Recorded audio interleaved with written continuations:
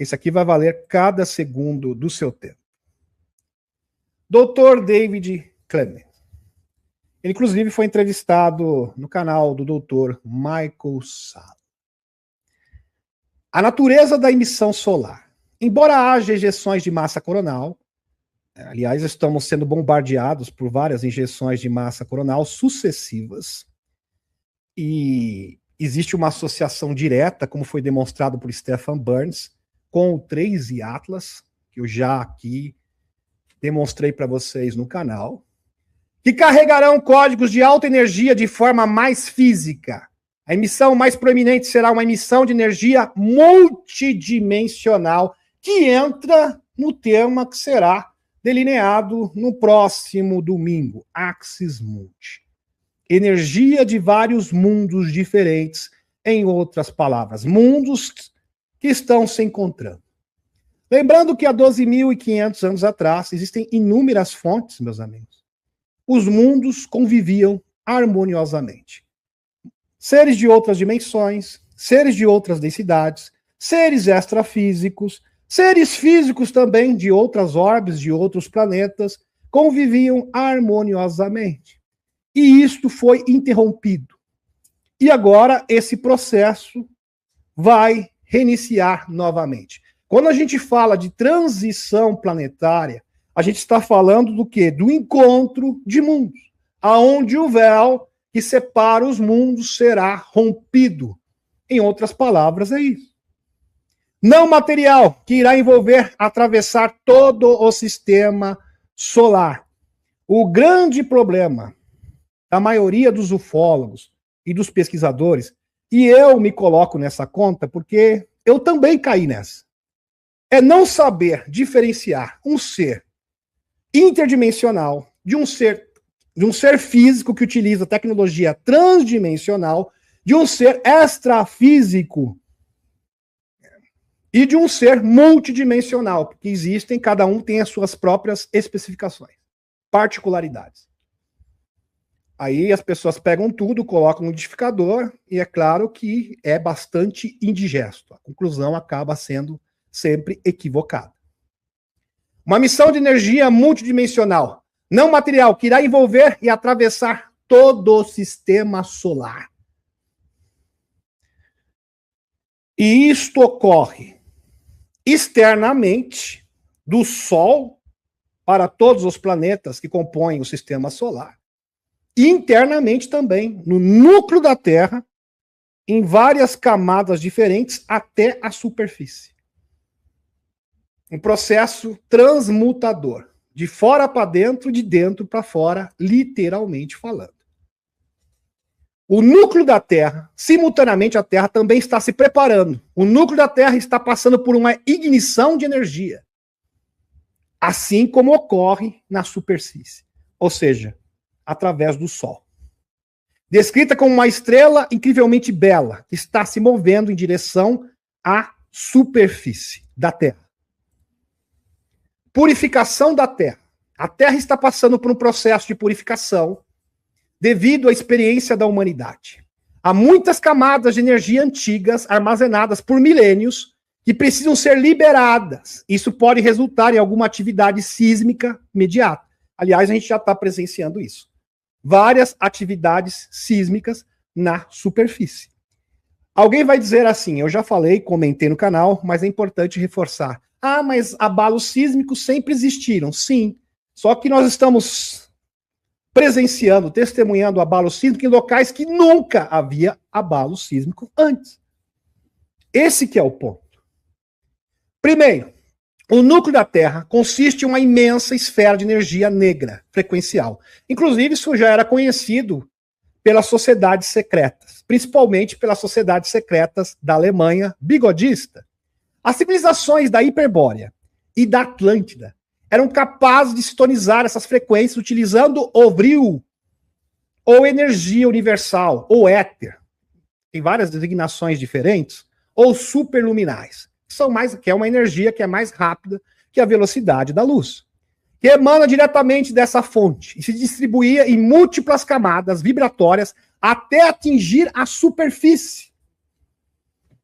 Então vejam que essa visão do Dr. Clements não é tão novidade assim, porque esse conceito já era sabido das sociedades secretas. Se você pegar o livro Vril, a Raça do Futuro, do século XVIII para o século XIX, que é tido como ficção científica, fala justamente sobre isso. É realmente fantástico. Sobre essas várias camadas vibratórias no interior da Terra, que estão sendo liberadas nesse momento. 2. Então, agora você já conhece a primeira camada, que é o núcleo da Terra, que é o fluxo energético, que é como se fosse um segundo Sol. Por isso que é chamado de Sol Negro. Compreenderam? Inclusive tem a Sociedade do Sol Negro, que foi embasada exatamente nisso. O núcleo. Pois bem. E energia negra frequencial, que está em conexão com o Sol. Tá? Interessante. É como se o Sol fosse o agente positivo e este Sol interno, no núcleo da Terra, fosse o polo negativo. Polo positivo com polo negativo. Compreenderam? Fascinante. É um belo exemplo, uma analogia, né, que facilita a compreensão.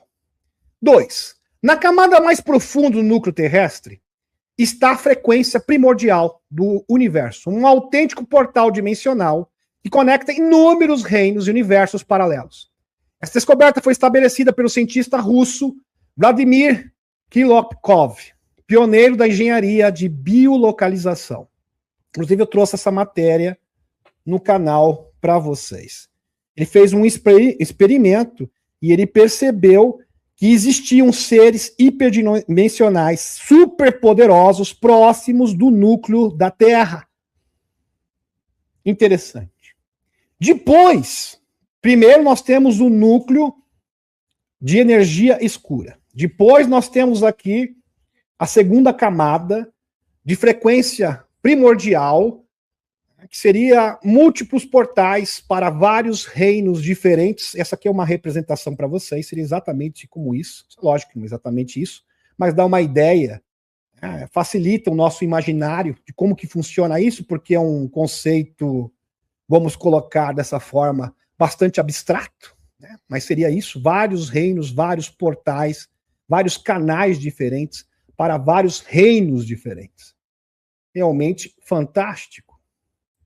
Depois disso, nessa terceira camada, vamos agora mencionar a terceira camada.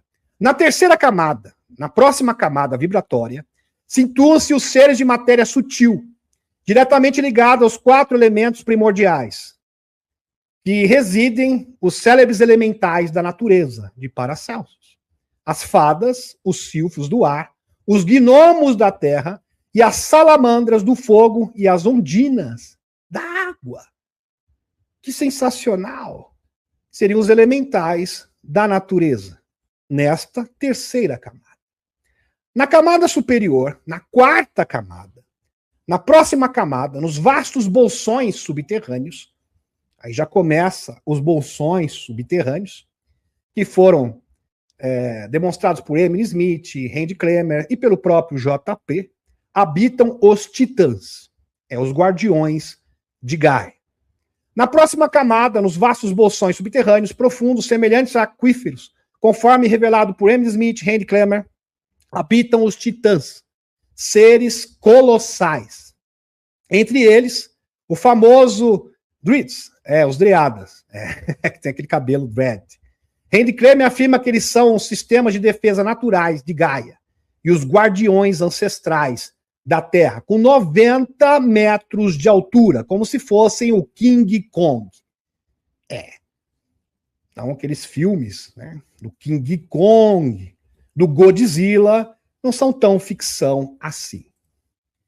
Randy Kremer conta que nos bolsões mais profundos, próximos ao núcleo de plasma do nosso planeta, núcleo de plasma negro, que as sociedades secretas interpretavam como o Sol Negro, da onde provinha, sendo a fonte do Vril, em conexão com o Sol. Núcleo de plasma do nosso planeta existem seres colossais, que seriam os verdadeiros titãs. Os Driadas, como são chamados, são os mecanismos de defesa de Gaia, os guardiões do planeta Terra. São extremamente inteligentes, medindo de 61 a 90 metros de altura, quer dizer, gigantescos, de altura com idade de milhões de anos. O que desafia nosso entendimento? Eles estão aqui desde o início do planeta. Desde sempre. Sendo seres imortais. O Driada pode esmagar um tanque ou derrubar um helicóptero, apenas girando seus fios de cabelo. Dá uma virada assim com o cabelo e já derruba tudo. Acaba com tudo. Ele se alimenta de plasma em tubos que chegam do interior da Terra. Então, ele se alimenta do núcleo de plasma da Terra. Impressionante. Randy Kramer conta que se aproximou da criatura com medo intenso, sentindo-se um rato na cozinha. É um ratinho bem pequenininho mesmo. Eu acho que nem um rato. Um ser de 90 metros, acho que estava mais para uma barata. E se comunicou telepaticamente com o Driada, que permitiu que ele subisse pelos seus cachos e fizesse carinho nele. Esse carinho no bichinho de 90 metros. Kramer conta que a criatura ficou muito feliz. Ficou feliz de receber as carícias do Randy Kramer. É um bichinho realmente diferenciado. Em sua missão ao mundo intraterreno, Randy Kramer relata que não poderia usar brinquedinhos letais, nem mesmo uma faca. Não, nada disso. Pois isso seria considerado uma ameaça. Eles seriam espezinhados por muitas criaturas do local. Ele teria que usar apenas sua frequência de amizade para ter contato com esses seres e do amor. E ele foi muito bem sucedido. Sensacional. Depois disso, na quinta camada vibratória, apresentei a primeira camada vibratória, segunda camada, terceira, quarta e agora a quinta camada vibratória. Na quinta camada vibratória, nessa camada intermediária, habitam seres de quarta e quinta densidades físicas. Entre eles, os remanescentes da Atlântida, que buscam refúgio, buscaram refúgio no interior da Terra, após o grande cataclisma.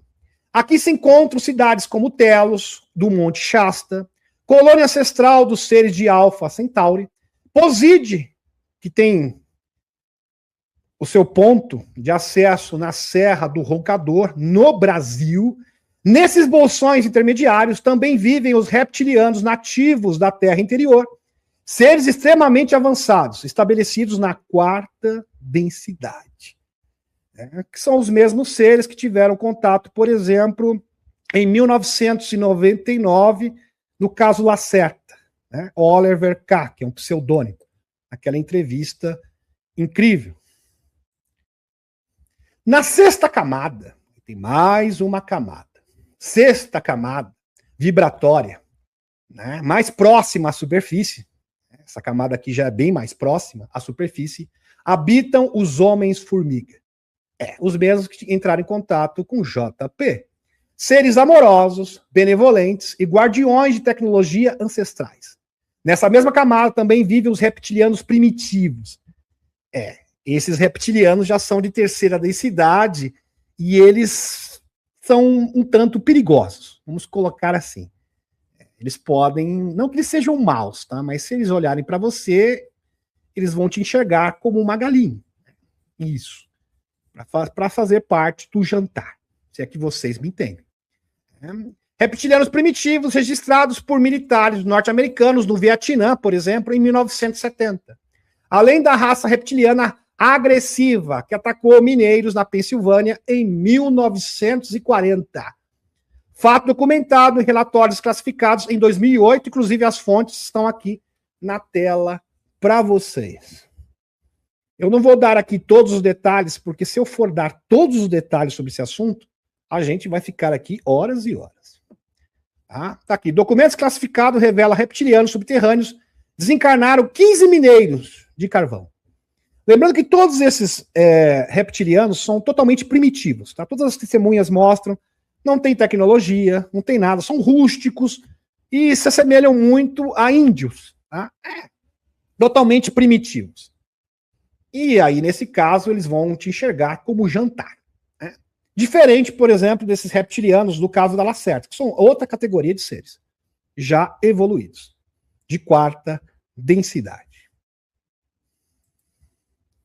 Portanto, essas camadas vibratórias de energia, meus queridos, compostas por diversos reinos e densidades, estão progressivamente sendo desbloqueados para que sua frequência possam ser sentidas na superfície. Então, a frequência desses portais, desses reinos, por exemplo, quando eu falei do segunda camada, ali representa reinos de outras dimensões, reinos de seres incanais, né, canais aonde circulam seres interdimensionais, é uma verdadeira rede. E essa rede, todas essas camadas vibratórias sendo desbloqueadas, serão sentidas na superfície. Impressionante. Estão progressivamente sendo desbloqueadas para que suas frequências possam ser sentidas na superfície. E aos poucos, principalmente isso é propiciado pelo aumento das injeções de massa coronal, céu ionizado, que foi demonstrado por A mais B, pelo Stephen Burns, a aparição de seres de plasma se intensificam. Lembrando que o plasma é a forma pelo qual seres não físicos, seres de outras dimensões e seres interdimensionais se manifestam na nossa fisicalidade. Todos vão utilizar o plasma. Porque o plasma, o quarto estado da matéria, pode existir em qualquer dimensão. Então imagine um elemento que pode existir na quarta, na terceira, na quarta, na quinta, na sexta, na sétima dimensão, em qualquer densidade. Então, tanto seres físicos que utilizam tecnologia transdimensional vão recorrer ao plasma. Por que vocês acham que está tendo tantas pesquisas de fusão de plasma? Da China, da Rússia. O Ashton Forbes fala justamente disso. A tecnologia de plasma. Malásia Airlines, justamente 3 orbes de plasma que criaram uma vórtice e levaram aquele avião, simplesmente desapareceu em 2014. Então, os seres físicos utilizam também essa tecnologia. E existem também os seres de plasma. Seres que são, de fato, compostos de plasma. Que são os seres mais antigos do universo. Seres que podem circular livremente e existir em qualquer dimensão e em qualquer densidade. Lembrando que muitos seres de plasma evoluídos, porque existem várias categorias diferentes, meus amigos, são da 11ª, 12ª dimensão. Seres poderosos, inteligentíssimos, que podem, inclusive, mudar a estrutura da realidade. Por exemplo, um ser da 4ª dimensão, ele não pode estar aqui realmente na 3ª dimensão. É impossível. Ele pode estar parcialmente. E isto comprovado pela física teórica. Então, um ser da 4ª dimensão, quando ele olha para a nossa 3ª dimensão, ele vê uma caixa de fósforo. É como se vamos fazer uma comparação aqui, é como se você olhasse uma fazenda de formigas. Então ele pode tirar coisas daqui, colocar coisas aqui. Ele pode manipular coisas também e pode usar um avatar para se manifestar aqui, temporariamente. E, para tanto, eles usam o quê? A consciência humana. A consciência humana é a autorização, é a ponte, é o elo para que eles possam atuar aqui na 3ª dimensão. Isso um ser da 4ª e da 5ª dimensão. Dando uma pincelada aqui para vocês, que o assunto realmente é fascinante. Como reptilianos primitivos, por exemplo, desbloqueado para que suas frequências possam ser sentidas na superfície, com exceção de certos seres ainda presos à 3ª densidade. Sim, porque na última camada existem ainda muitos seres de 3ª densidade, exatamente como nós. Como os reptilianos primitivos, os gigantes ruivos, né? Como, por exemplo, o gigante de Kandahar, 2002, que foi abatido no Afeganistão. Todos os demais estão sendo integrados à nova grade planetária.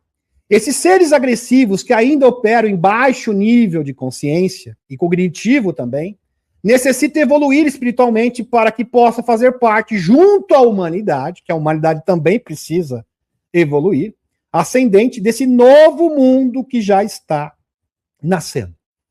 Sensacional. Realmente incrível.